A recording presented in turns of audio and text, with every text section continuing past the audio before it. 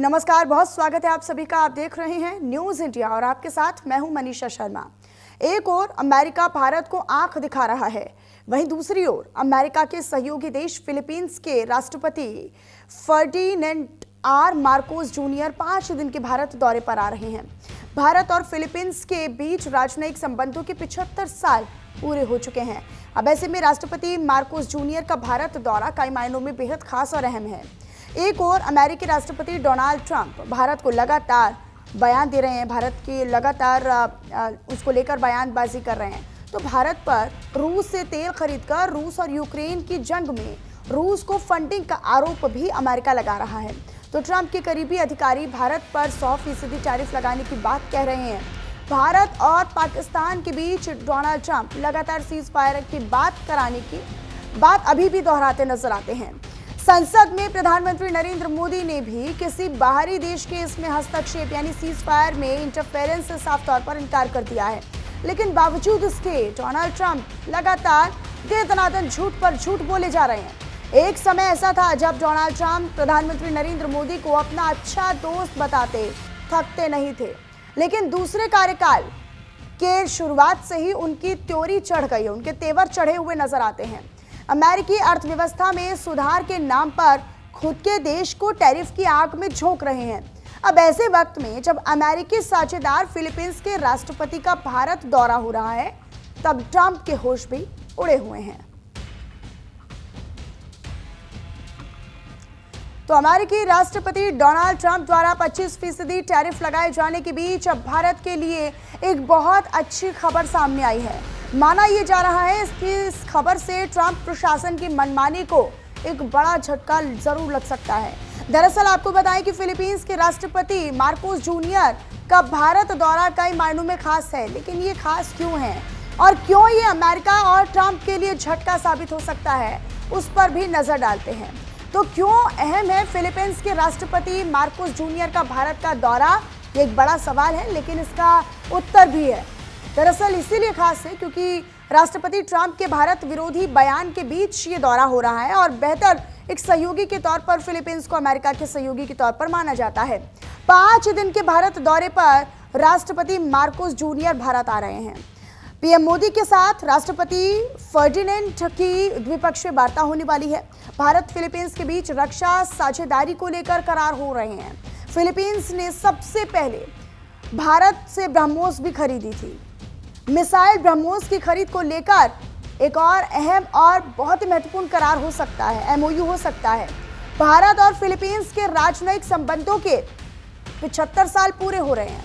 अब रक्षा, समुद्री सहयोग, सीधी हवाई कनेक्टिविटी को लेकर भी करार हो सकते हैं। तो ये तमाम पहलुओं को लेकर अब ये 5 दिन का दौरा चूंकि फिलीपींस के राष्ट्रपति का मार्कोस जूनियर का काफी अहम है। डोनाल्ड ट्रंप ने टैरिफ को लेकर फिर से बयान दिया है। दरअसल आपको बताएं कि 35वीं बार सीज फायर को लेकर डोनाल्ड ट्रंप ने बयान दिया है। ये बड़ी खबर है। उन्होंने क्या कहा है? उन्होंने कहा, मैंने भारत और पाकिस्तान के बीच में युद्ध रुकवाया। ये ट्रंप कह रहे हैं, मैंने हर महीने एक युद्ध रुकवाया है। ये डोनाल्ड ट्रंप, बड़बोले ट्रंप, जो अपने बयानों से बिल्कुल भी रुकने का नाम नहीं ले रहे।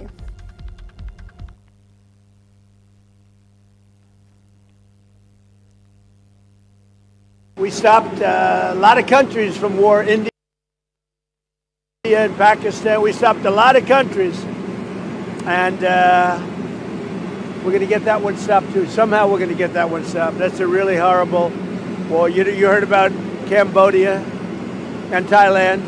We got that one done. We got the Congo, which was going on for 31 years. Rwanda, that one's done. We stopped a lot of wars. This is the one we seem to be.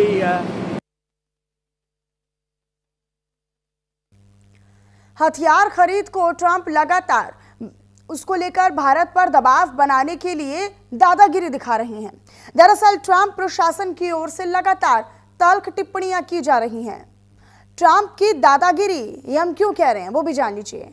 Bharat पर दबाव बनाने की कोशिश में US नजर आता है, Trump नजर आते हैं। दरअसल डोनाल्ड ट्रंप प्रशासन की भारत पर तल्ख टिप्पणी भी सामने आई है। ट्रंप के करीबी सलाहकार का भारत पर तंज भी देखने को मिला। रूसी तेल खरीदकर उस पर ट्रंप प्रशासन ने बयान दिया है। यूक्रेन युद्ध को फंड कर रहा है भारत, ये स्टीफन मिलर ने कह दिया है। तो रूस से तेल खरीदकर यूक्रेन में युद्ध को बढ़ावा देने का प्रयास भारत की ओर से किया जा रहा है। ये आरोप भारत पर अब अमेरिका लगा रहा है, यूएस लगा रहा है। चीन के बराबर रूस से तेल खरीद रहा है भारत। 25% टैरिफ के साथ रूसी हथियार खरीदने के लिए भारत पर जुर्माना लगाया जाएगा। ये डोनाल्ड ट्रंप व्हाइट हाउस से पहले कह चुके हैं। ट्रंप प्रशासन की भारत को 100% टैरिफ की धमकी भी। तो वो ट्रंप जो लगातार अलग अलग मंचों से पीएम मोदी को दोस्त कहते नहीं थकते थे, अब वो गीदड़ भभकी दे रहे हैं। ट्रंप के दावे पर रूसी राष्ट्रपति व्लादिमीर पुतिन ने भी बयान दिया है। दरअसल कैमरे पर अभिनय करने से समझौता नहीं होता है, ये पुतिन कह रहे हैं। डिप्लोमेटिक बातचीत से समाधान होता है, पुतिन ने कह दिया है। तो देखिए, एक डिप्लोमेटिक बातचीत से समाधान होता है, ये पुतिन कह रहे हैं। Что касается каких-то разочарований со стороны кого бы то ни было, то все разочарования, они возникают от избыточных ожиданий. Это известное общее правило. Но для того, чтобы подойти к решению вопроса мирным путем, нужно вести обстоятельные разговоры. И не на публике, а это делать нужно спокойно, в тиши, переговорного процесса. И именно для этого мы предложили создать 3 группы, о которых вы... चलिए आगे बढ़ते हुए अब आपको ये बताते हैं कि ट्रंप ने कब कब झूठे बयान दिए हैं। एक लंबी फहरिस्त है। ट्रंप के अब तक के झूठे बयानों का जिक्र करें तो 2020 के यूएस चुनाव में धांधली का आरोप लगा, कोविड-19 से जुड़ी गलत जानकारी प्रसारित की, राष्ट्रपति के तौर पर आर्थिक व्यापारिक झूठ बोला, आप्रवासन और सीमा सुरक्षा को लेकर झूठ बोला, व्यक्तिगत और कानूनी मामलों में झूठ परोसा गया, भारत पाकिस्तान के बीच सीज फायर को लेकर भी झूठ बोला गया, कश्मीर के मामले में भी पीएम मोदी की मध्यस्थता की पेशकश का दावा झूठ के तौर पर किया गया, रूस और यूक्रेन में मध्यस्थता को लेकर यानी उसके हस्तक्षेप को लेकर भी झूठा दावा किया गया, ईरान इजराइल को लेकर झूठा बयान दिया, हर महीने युद्ध रुकवाने का बड़ा दावा, झूठा दावा डोनाल्ड ट्रंप करते नहीं थकते हैं। तो राष्ट्रपति के तौर पर 10,000 बयान दिए, लेकिन इससे पहले उन्होंने, अभी हमने आपको एक उनकी प्रतिक्रिया भी सुनवाई। उन्होंने कहा कि चाहे वो कंबोडिया थाईलैंड का जिक्र हो, ईरान इजराइल के युद्ध की बात हो या फिर भारत पाकिस्तान के बीच सीज फायर की बात हो, इसको लेकर लगातार वो बयान दे रहे हैं। लेकिन ये समझना बहुत मुश्किल है कि इन बयानों के जरिए आखिर क्या पाना चाहते हैं डोनाल्ड ट्रंप। इस पर हम चर्चा करेंगे, हमारे साथ कुछ खास मेहमान जुड़ेंगे, मैं आप सभी का तारुफ उनसे करवाऊंगी। लेकिन ये भी जान लेना बहुत ज़रूरी है कि ये डील क्या है। फिलीपींस के जो राष्ट्रपति हैं वो लगातार अब भारत के दौरे पर आने वाले, 5 दिनों का दौरा करेंगे। लेकिन इस बीच अमेरिका क्यों भड़का हुआ है? दरअसल अमेरिका का 25% टैरिफ सबसे बड़ी अड़चन बनी हुई है। भारत कृषि डेयरी उद्योग खोलने को राजी नहीं हो रहा है, तो यूएस और कृषि इस पूरे मामले को लेकर भी लगातार जो अमेरिका है वो बौखलाया हुआ है, चिंतित है, और ट्रंप की जो चिड़चिड़ाहट है वो नजर आती है। हमारे साथ कुछ खास मेहमान जुड़ रहे हैं, आप सभी का तारुफ उनसे करवा देती हूँ। SK Sahni ji defence expert के तौर पर रिटायर्ड ब्रिगेडियर हैं, वो हमारे साथ जुड़ रहे हैं। Group captain retired UK Devnath ji defence expert के तौर पर हमारे साथ जुड़ रहे हैं। मैं आप दोनों का बहुत स्वागत करना चाहती हूँ और शुरुआत मैं यूके देवनाथ जी आप ही के साथ कर लेती हूँ। यूके देवनाथ जी, हम लगातार विदेशी मामलों पर इस तरीके से चर्चा करते हैं और ये काफ़ी महत्वपूर्ण भी हो जाता है, लेकिन क्या समझेंगे आप, ये कौन सी दादागिरी है? ये ट्रंप बार बार आते हैं, अभी फिर से 35वीं बार उन्होंने भारत पाकिस्तान के युद्ध को लेकर बयान दे दिया है। इसके बाद चाहे वो थाईलैंड कंबोडिया के बीच में युद्ध की बात करते हैं, तब वो बोलते हैं कि हमारा रोल था, हमने कितने हर महीने एक जो युद्ध है वो रुकवा दिया। जय हिंद, मैं ब्रिगेडियर साहनी हूँ। जी बोलिए। ये सिर्फ आपके दर्शकों को अभी तक तो उनको भी पता लग गया होगा कि हम किस प्रकार की एक इमेच्योरिटी बिहेवियर देख रहे हैं। एक बड़े उन्नत देश के प्रेसिडेंट हैं ट्रंप, और जिस प्रकार की उनकी बयानबाजी है वो तो अभी हास्यास्पद लगने लग गई है। कभी बोलते हैं कि मैंने युद्ध रुका दिया है, कभी बोलते हैं कि मुझे नोबेल प्राइज मुझे कोई नहीं देगा। तो इतनी बचकानी बातें तो एटलीस्ट मैंने नहीं सुनी किसी एक उस स्तर की जो लीडरशिप में जो बोली जाती है, बड़ी मैच्योर तरीके से बोली जाती है। जैसे जैसे पुतिन ने भी बोला है, वो भी वही बोल रहे हैं कि ये कैमरे में आके अभिनेत्री करना, ड्रामेबाजी करना कोई नहीं करता इस स्टेज में, और ये चीजें चुपचाप की जाती हैं। पहली बात। दूसरी बात जो है, ट्रंप तो एक एक्चुअली बिजनेसमैन है। ट्रंप बिजनेसमैन है, वो पॉलिटिशियन नहीं है, स्टेट्समैन नहीं है। तो बिजनेसमैन की तरह बात करते हैं। वो सोचते हैं कि जो वो बोल रहे हैं ठीक है। अभी जब उन्होंने बोला हमारे भारत और पाकिस्तान के रिश्ते में भी जब बात कर रहे थे कि मैंने युद्ध रुकवा दिया है, जो भी अप्रूव नहीं हुआ अभी तक, और कहते हैं कि भारत और पाकिस्तान का मुद्दा तो हजारों साल पुराना है। अभी आप वर्ल्ड में मीडिया में आप ऐसे स्टेटमेंट देते हो तो अब वो एक्सपोज हो रहे हैं। अब जितने वो एक्सपोज हो रहे हैं उतनी उनकी क्रेडिबिलिटी खत्म हो रही है। तो भारत के पॉलिसी मेकर्स भी देखेंगे कि आने वाले समय में हम कैसे आगे यूएस के साथ आने वाले समय में तो एस के साहनी साहब, ये तो ट्रंप को सीरियसली लेना भी दुनिया बंद करने वाली है। मुझे लगता है कि जिस तरीके से वो लगातार क्रेडिट ले रहे हैं, झूठे क्रेडिट देते हैं, बयानबाजी करते हैं। फिलीपींस का दौरा करने, फिलीपींस जो राष्ट्रपति मार्कोस जूनियर, वो 5 दिन का दौरा करने वाले हैं भारत में, और निश्चित तौर पर कई सारी संभावनाएं हैं, कई सारे करार होने की उम्मीदें हैं, और खासतौर पर रक्षा और समुद्री सहयोग के तौर पर या उसके लिहाज से हम बात करें तो। और भारत से ब्रह्मोस मिसाइल वो पहले ही खरीद चुका है, और भी गुणवत्ता की बात करते हैं वो, भारत निर्मित हथियारों की बात अगर फिलीपींस कर रहा है।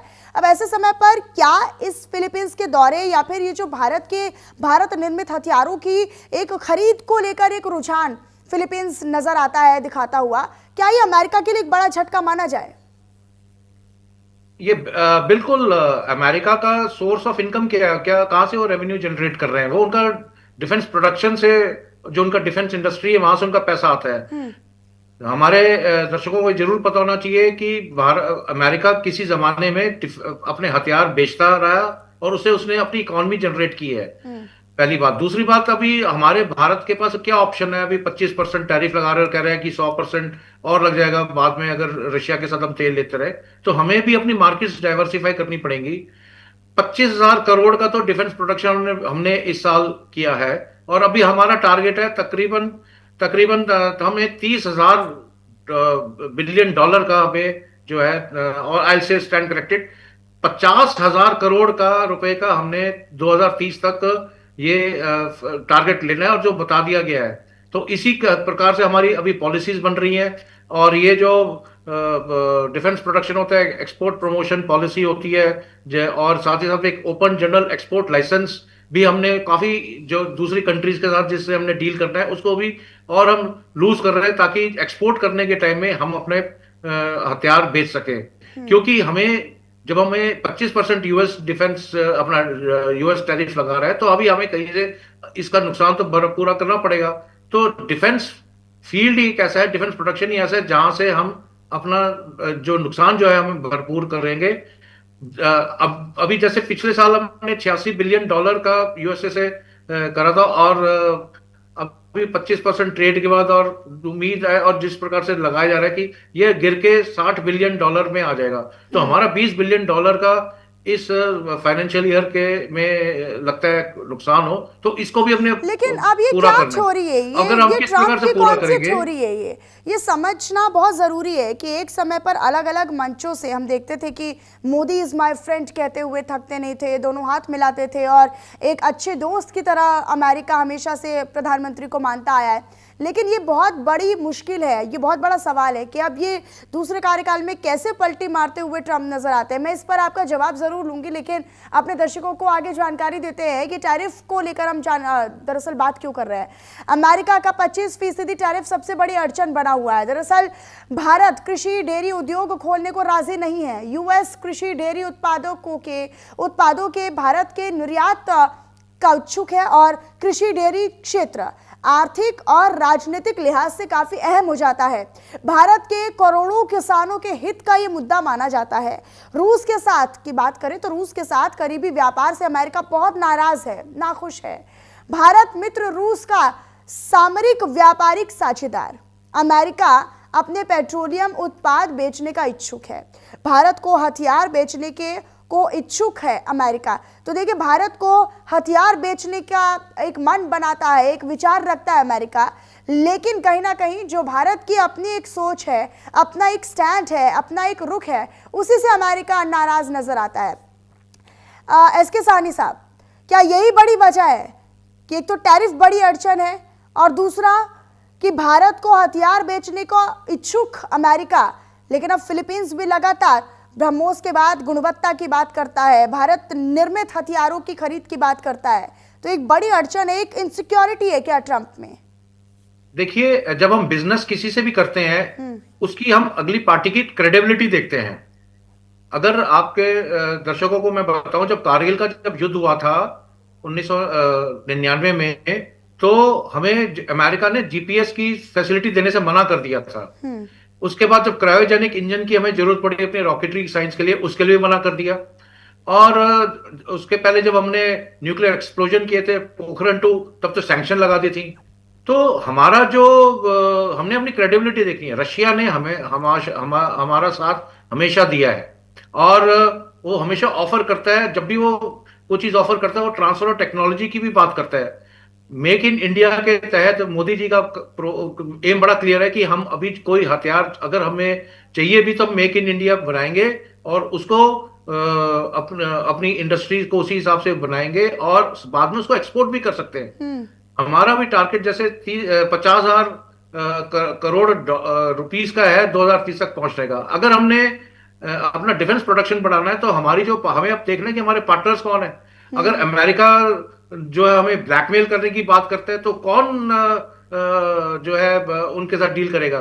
हम तो उन पार्टनर्स के साथ डील करेंगे जो अपनी क्रेडिबिलिटी दिखाते हैं। और अभी जैसे फिलीपींस है और साथ ही साथ में हमारी जो लुक ईस्ट पॉलिसी है उसमें फिलीपींस एक बहुत बड़ा हमारे पास एक ट्रेड पार्टनर बन गया है और दूसरे भी लैटिन अमेरिकन कंट्रीज भी बनेंगे, अफ्रीकन कंट्रीज भी हैं जिनके साथ हमारी मार्केट बढ़ रही है और उनकी रिक्वेस्ट आ रही है। फिलीपींस ने तो ब्रह्मोस का तो ऑलरेडी जैसे आपने बता दिया एक डील ऑलरेडी साइन हो गई है और आने वाले समय में अभी जैसे 350 बिलियन डॉलर का वो कह रहे हैं हमने करनी है इंडिया से डील, क्योंकि उनके अपने खतरे हैं। और इंडिया के पास, हमारे भारत के पास क्या है?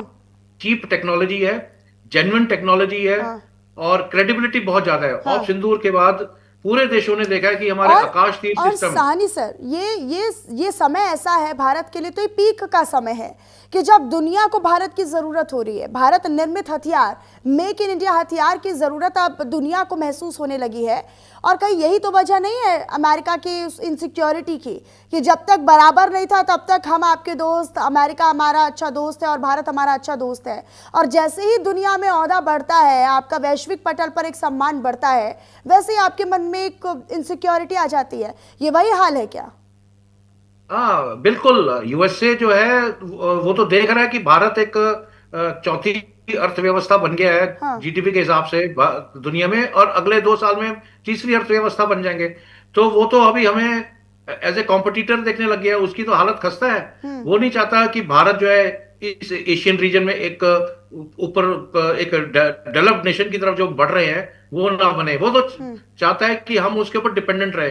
वो चाहता है कि हम हर एक चीज मांगते रहे, पर हमारी अभी नीति ये नहीं है। अभी हम हर एक चीज मेक इन इंडिया करेंगे और अपने हथियार हम बनाएंगे, हम इनसे नहीं लेंगे।